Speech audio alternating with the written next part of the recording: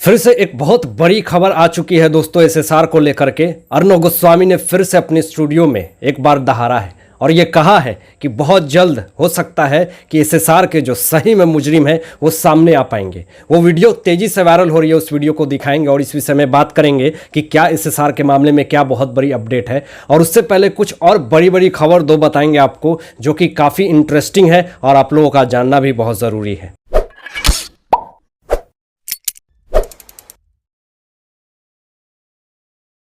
CBI इतने दिन से एसएसआर के मुद्दे में लगी हुई है, दिन रात एक करी है। कब से कोशिश में है सीबीआई की टीम की जल्द से जल्द इस केस का इन्वेस्टिगेशन करके ऑफिशियल स्टेटमेंट दिया जाए। आप लोगों को पता है कि इस केस में जो बड़े बड़े जो पॉलिटिशियन थे, बहुत सारे लोग जो इस केस को दबाने की कोशिश कर रहे थे, तो अर्णव गोस्वामी इस बीच में आते हैं और अपनी पत्रकारिता के द्वारा इन सारे मुद्दों को उठाते हैं और इसमें जो मेन कल्प्रिट होते हैं वो सब भी सामने आते हैं। लेकिन झूठ और पैसे की वजह से वो सारे लोग इस केस से बाहर हो जाते हैं। लेकिन इतना दिन होने के बाद अभी तक कोई भी ऐसा एविडेंस नहीं आया है सामने, ऐसा कोई क्लू नहीं आया है सामने जिससे ये कहा जा सके कि सच में इस केस में यही मुजरिम है। लेकिन आपको बता दें कि जिस तरह से अर्णव गोस्वामी हमेशा अपनी पत्रकारिता करते हैं, हमेशा अपनी बातों को बुलंदता से रखते हैं और हमेशा ये कहते हैं कि इस केस में सबसे बड़ा खुलासा होगा, और फिर से उन्होंने स्टूडियो में फिर से एक बार दहाड़ा है और जिस तरह से अपनी बातें कही हैं, फिर से पूरे देश और दुनिया में फिर से एक बार उनको सलाम करने का जी करता है सारे लोगों को। पहले आप इस वीडियो को देखिए कि किस तरह से उन्होंने खुलासा करा और उन्होंने कहा है कि बहुत जल्द एसएसआर का जो मेन मुजरिम है वो सामने आएगा। सुशांत सिंह राजपूत की हत्या कैसे हुई, यह सच किसी भी वक्त देश के सामने आ सकता है और आएगा। अपनी बुलंदता अर्णव गोस्वामी ने दिखाई। पूरी पत्रकारिता की जितनी पावर होती है, जितनी एनर्जी होती है, पूरे रिस्क लेकर के उन्होंने सब कुछ को झेल करके एसएसआर के लिए इंसाफ की लड़ाई लड़ी। लेकिन आज देखिए कि अभी तक 10 महीने से ज़्यादा हो गया, अभी तक कोई भी ऑफिशियल स्टेटमेंट नहीं आया है। उस पर से पूरे जो एसएसआरियंस है वो बार बार अपनी बातें रखते हैं कि क्या हुआ, कोई अपडेट तो दे दो, कभी कुछ तो बताओ कि क्या है इस केस में।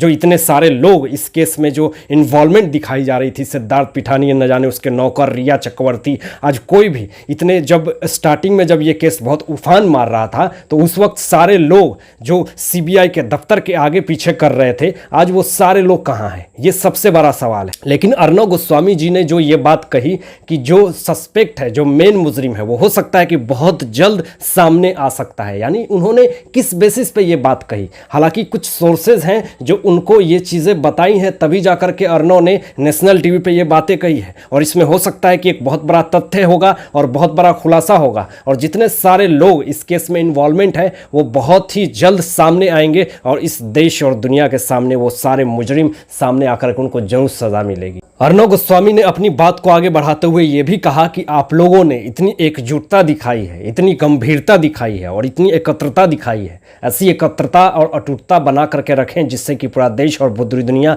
एकाग्र होकर के इस मिशन को आगे बढ़ाएं। आपको बता दें कि अर्णव गोस्वामी ने पालघर के भी मुद्दे को उठाया था, तो उसमें कितने सारे कॉन्स्पिरेसी हुई थी, उनके साथ कितने सारे षड्यंत्र रचे गए थे, कितनी सारी मुसीबतें झेलनी पड़ी थी, उनके घर पे जिस तरह से हमला हुआ, उनके गाड़ी पे हमला हुआ, न जाने इतने सारे कांड उनके साथ हुए। लेकिन फिर भी वो एक ऐसा पत्रकार हैं और ऐसा पत्रकारिता करते हैं, कभी भी उन्होंने पीछे मुड़ करके नहीं देखा और हमेशा आगे की तरफ बढ़ते रहे और हमेशा देश की आवाज़ को उठाती रही। हमेशा आपको बता दें कि राष्ट्र की आवाज़ बनने वाली चैनल अर्णव गोस्वामी की रिपब्लिक भारत एक देश की आवाज़ है, पूरे देश की एकजुटता की आवाज़ है, इस देश में हो रहे बुराई और कुरीतियों की आवाज़ है। तो ऐसे चैनल को हमें और आपको मिलकर के सपोर्ट करनी चाहिए। लेकिन आपको बता दें कि इस देश में ऐसे भी लोग हैं जो इस मुद्दे को दबाने की कोशिश कर रहे थे और कर रहे हैं, लेकिन अर्णव गोस्वामी जी हमेशा बीच बीच में आकर के इसमें हमेशा अपनी बातें को रखते हैं, अपनी जो ओपिनियन होती है वो देते हैं। सोर्सेस से जो हमें पता चलता है वो हम लोग आपके सामने रखते हैं और बताते हैं कि अर्णव गोस्वामी भले ही अभी चुप है, शांत है, कुछ रीज़न,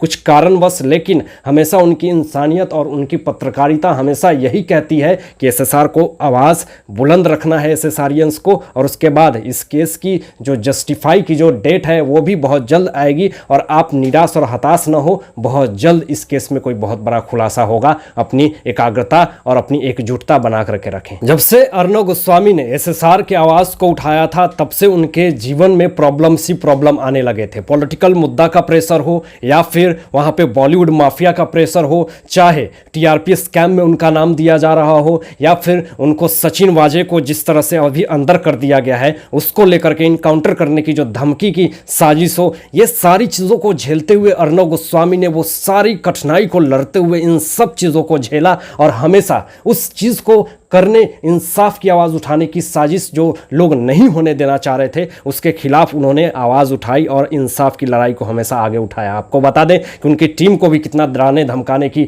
बात करी गई, कितने सारे लोगों पे एफआईआर करी गई, लेकिन फिर भी खुलेआम वो सड़कों पे घूम करके यही इंसाफ की आवाज़ उठाते रहे कि मेरे कर्मचारियों पे अत्याचार करा जा रहा है, मेरे कर्मचारियों पे कूटनीति करी जा रही है, मेरे साथ कॉन्स्पिरेसी करी जा रही है। हमेशा अपने आप को बुलंदता के साथ रख करके वो सारे लोग से लड़ने के लिए आगे थे और झुकने के लिए वो तैयार नहीं थे। आपको बता दें कि ऐसा पत्रकारिता हर इसी के अंदर नहीं होती है। अब जैसा कि कंगना रनावत हमेशा अपनी बातें रखती हैं, बेवाकी तरीके से बातें रखती हैं और उस पर से राखी सावंत ने एक बयान दे दिया है। क्या दिया है आपको बता दें कि हाल में ही कंगना रनावत ने एक इंस्टाग्राम पे वीडियो अपलोड करा था और उस वीडियो में उन्होंने कहा था कि इस देश में कोरोना है, बहुत तरह लोगों की ऑक्सीजन की कमी है, बहुत तरह की बातें उन्होंने कही थी कि अपने देश के में बहुत सारी मुसीबतें बढ़ रही हैं, लोग कोरोना से संक्रमित हो रहे हैं, कृपया अपने घर में रहें, बाहर ना निकले। इस विषय में अपने बहुत सारी लंबी चौड़ी भाषण उन्होंने दे रखा था जिसपे कि पूरे देश में लोगों ने उनको अप्रिशिएट भी किया।